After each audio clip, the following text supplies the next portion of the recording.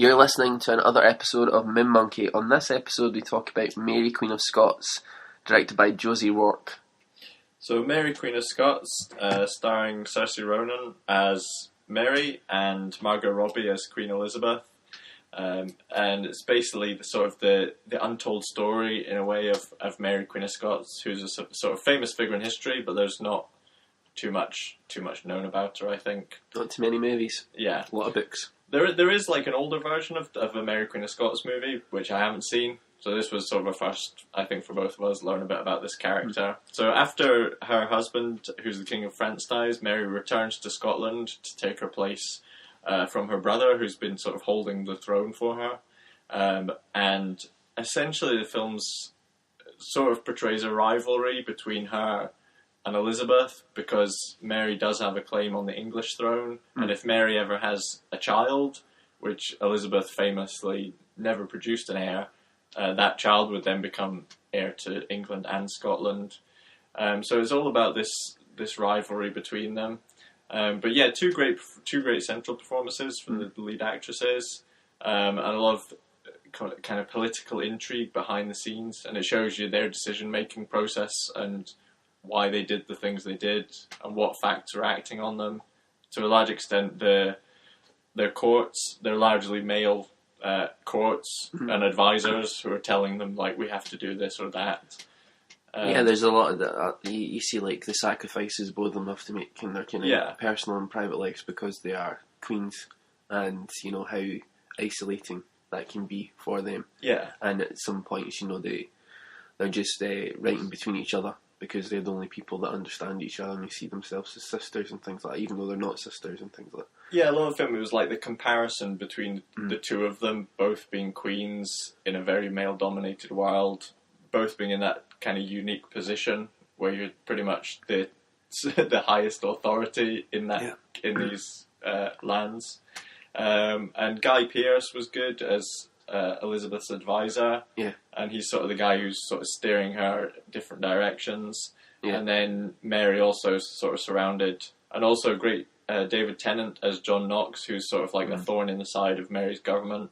Yeah. Well, there's a Protestant Catholic thing as well at that time in the UK where like, the Mary being a Catholic was seen as a huge issue, particularly for David Tennant's character. Yeah, because he's obviously the Protestant, and sort of led the Reformation in Scotland, and is like seen, you know, like the Protestant Catholic divide's a big thing in Scotland and has been in Scotland and Ireland for a long time.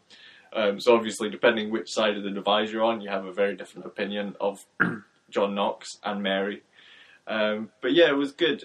The one thing like I felt missing from the film was it didn't really have there was a lot going on, but it never like found its focus of what was like the driving sort of confrontation between them.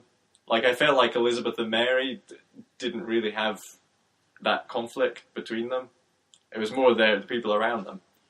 And I felt like because it was introducing like Protestant Catholics or the sort of male-female divide, it had a lot of dynamics going on, so you were never quite sure like who you were rooting for, like, or what it was getting at.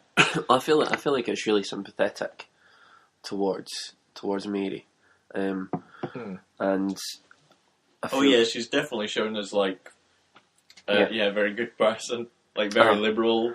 But also like Saoirse Ronan's performance is amazing in it. Like she's really mesmeric. Like whenever she's on screen, she's really, you know, you can't not be interested in what's going on. But in terms of like the filmmaking, like costumes, like say acting, the cinematography, and some of the landscapes, I think a lot was shot on location in Scotland. So yeah, the landscapes, the look of it is amazing. Yeah, what I liked about it was like I thought the score was really good. It really kept it going along. You know, when they had like those big shots of like the hills and stuff and the armies riding around them, you know, that really kind of brought it home. I thought that worked really well. The visuals I loved, and the kind of the different aspects of the duality of the characters and the courts and stuff like that, and the seeing like all the stuff going on behind with the politicking by her advisors and the guy who was sworn to protect her. And the betrayals of various people, be it in their own family or sacrificing their friends and the ones they love for the sake of being the queen or leading the country. Yeah. I found that really interesting. It's like it reminded me of the Kate Blanchett Elizabeth films. Elizabeth and Elizabeth the Golden Age. It's very much like that. Like, a lot of it takes place in the court, and it's about the interpersonal relationships. Like, I think there's one battle scene in it, but like for the most part, it's about like the ideas and the conflict of the ideas or personalities in some cases. Yeah, like the small spaces that they're in and the interactions with the characters. It does make it feel very like Shakespearean, or has that kind of theatre quality to it. And I think like the director comes from that background, and I feel like the movie does have a lot of that feeling to it. But I don't see that as a negative, because I feel like it was more about those kind of performances and those kind of spaces like we're talking about. Another thing, it kind of tried to fit a lot into the movie, and I feel like the latter half of her life was a little rushed. Like, they skipped over a lot towards the end. It's kind of jumped to the end of her story, missing out quite a lot of important things. I feel like to begin with, it was a bit hard to flesh out who everybody was and what their leanings were.